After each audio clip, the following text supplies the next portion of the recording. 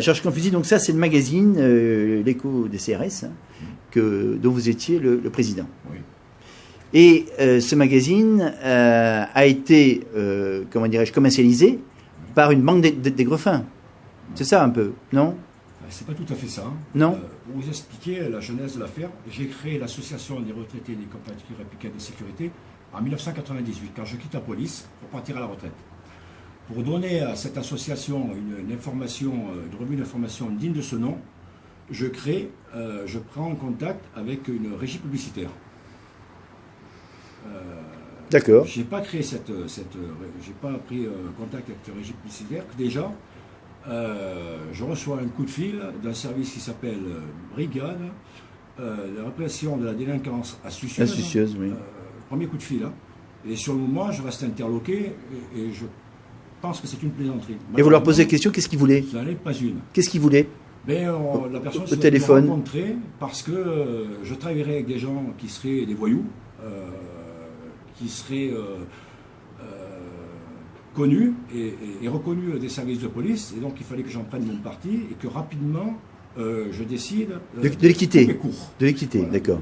Alors là, vous avez appelé immédiatement la personne en question, non? Voilà, j'imagine. J'ai appelé à l'époque le responsable de la régie publicitaire. Oui. Avec qui j'entretenais d'ailleurs d'excellents rapports. Et vous lui avez dit d'arrêter, non? Il dit qu'il n'a jamais été condamné.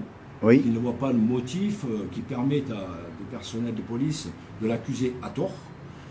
Donc je reprends contact avec cette personne pour lui dire que pour moi il n'est pas question d'arrêter. Maintenant, si effectivement il y a des problèmes, eh bien il va falloir qu'ils s'en prennent directement aux gens qui posent les problèmes. Et pas moi qui ne suis président d'association. Non mais il y a eu quand même des dépôts de plainte. Il y a eu des dépôts de plainte dessus. De la part de commerçants. De commerçants, oui. Qui n'étaient pas contents. Qui n'étaient pas contents, mais enfin, il faut voir de quelle manière ces personnes-là n'étaient pas contentes. Il faut creuser, il faut exploiter, il faut savoir de quelle manière ça s'est passé. Ils n'ont pas été escroqués, en fin de compte. Écoutez, moi, à ma connaissance, je n'ai jamais été escroqué parce que en 2004, j'ai eu un premier procès qui s'est terminé. Enfin, c'était pas un procès. J'ai eu affaire à un juge d'instruction qui a fini par prononcer un non-lieu, après avoir entendu toutes les personnes qui étaient concernées par ce dossier sur la publicité. En 2011, j'ai été relaxé. Ça fait quand même 10 ans de procédure où je n'ai jamais été inquiété sur le plan judiciaire. Mais, pour tout vous dire, ma vie familiale en a été complètement... Oui, parce que vous avez fait de la garde à vue et même vous êtes allé en cellule. C'est pire que ça, monsieur. Ils vous ont mis les menottes, c'est ppire que ça, c'est pire que ça. Ils vous ont humilié? 4 septembre 2007, je sors avec ma compagne et mon fils qui à l'époque a 7 ans pour l'accompagner à mon domicile. Et sitôt sorti, j'aperçois 4 personnes qui se dirigent rapidement vers moi, qui m'entourent et qui m'empêchent de faire le moindre mouvement. Ma compagne est à 2 mètres de moi. Je demande à ces gens-là, puisque j'ai reconnu parmi eux un policier à qui j'ai souvent affaire, je demande à ces gens-là donc de me permettre de donner la clé à ma compagne puisqu'elle puisse rentrer en voiture à la maison. On m'interdit formellement de bouger, auquel cas on me met les menottes, et je leur réponds textuellement, mais mettez-moi les menottes. Si c'est ça qui vous intéresse, mettez-moi les menottes. On ne me mettra pas les menottes, mais la compagne sera obligée de revenir vers moi pour prendre les clés, pour repartir à mon domicile. Ensuite, ils vont procéder à une fouille, que le responsable de cette fouille qualifiera de minutieuse, mais qui n'aura de minutieuse que le nom, parce que malgré une farfouillette qui durera plus de 2 heures, ils ne trouveront rien. Qu'est-ce qu'ils cherchaient? Qu'est-ce qu'ils cherchaient? Des documents compromettants me concernant. Oui.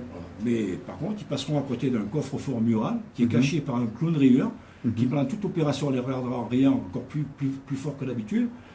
Et ils partiront de là sans avoir trouvé la moindre preuve compromettante à mon égard. D'accord. Donc, et pourquoi ils n'ont pas été voir la fameuse personne sur qui les commerçants se sont plaints? Et parce qu'on a la fâcheuse tendance à mélanger le responsable de la régie publicitaire avec le président d'association. Moi, je regrette, mais je ne peux pas être en permanence sur les gens qui démarchent. Même si je prends des renseignements auprès de la personne qui est censée faire régner l'ordre dans sa société de publicité, elle peut me raconter ce qu'elle veut. Je peux demander des informations, demander des documents, des dossiers, mais je n'en tirerai que ce qu'elle veut bien me donner. Apparemment, il y a eu des faux. Ce que vous dites dans le livre. Il y a eu un faux, oui, j'ai dit, il y a eu un faux complet. Il y a eu un faux complet. Et le drame dans cette affaire, c'est que ce faux, c'était un faux contrat. un faux contrat, qui est passé dans les mains de la brigade financière, laquelle n'a jamais pu s'apercevoir que c'était un faux. Il a fallu que moi-même j'intervienne. Et pourtant, c'est une brigade astucieuse. Oui, brigade astucieuse. Enfin, encore une fois, il n'est astucieux que le nom.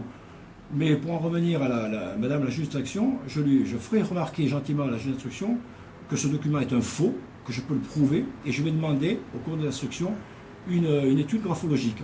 Ce qui me donnera raison, puisque finalement, la signature est fausse, le document est faux, et les écrits sont faux. La personne d'ailleurs qui a écrit ce faux sera condamnée à 1 mois de prison avec sursis et à 1 euro d'amende. J'ai vu, ouais. C'est quand même peu. Hein. Peu. C'est peu en regard de ce qui est d'un faux, usage de faux, et tout ce qui a été fait contre moi. Quoi. Et des ennuis que vous avez eus et qu'eux n'ont pas eu. Attendez, j'ai quand même, par rapport à cette affaire, j'ai quand même passé 2 nuits en garde à vue, et j'ai passé 2 nuits à maison d'arrêt à Nice, ce qui fait 4 nuits. La 5e journée, donc... Pendant que les policiers, eux, étaient à l'hôtel. Ils étaient à l'hôtel, à l'hôtel, des hôtels certainement confortables. Alors, la question se pose. On parle d'économie, et on fait venir des gens de Paris, certainement en avion, 4, pour serrer quelqu'un comme moi. À lui, je ne pense pas être un danger public, quoi. Et donc, on vient me serrer à 4, et ces gens-là vont au restaurant, vont à l'hôtel, prennent l'avion, aux frais de qui et pourquoi? Est-ce qu'il n'y a pas une brigade financière ici, sur Nice, à la caserne Nova, qui était tout à fait capable de m'auditionner, comme d'ailleurs ils l'ont fait à plusieurs reprises? Pourquoi ça venait de Paris alors?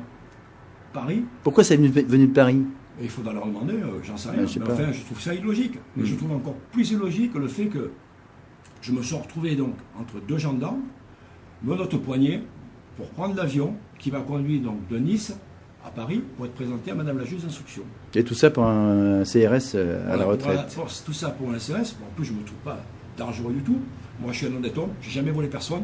Et les gens qui me connaissent, qui ont eu l'habitude de me pratiquer en compagnie, que ce soit sur le terrain ou au syndicat, peuvent en témoigner. Je n'ai jamais ni volé, ni escroqué personne, et encore moins.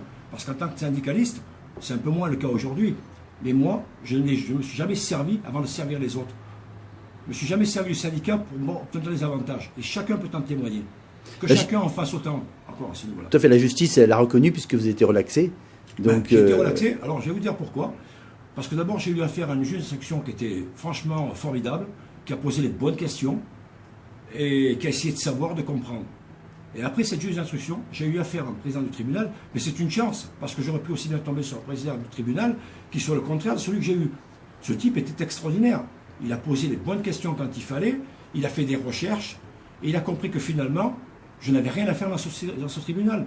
J'étais relaxé, et tous les gens qui étaient avec moi dans cette affaire liée à la publicité ont tous été relaxés.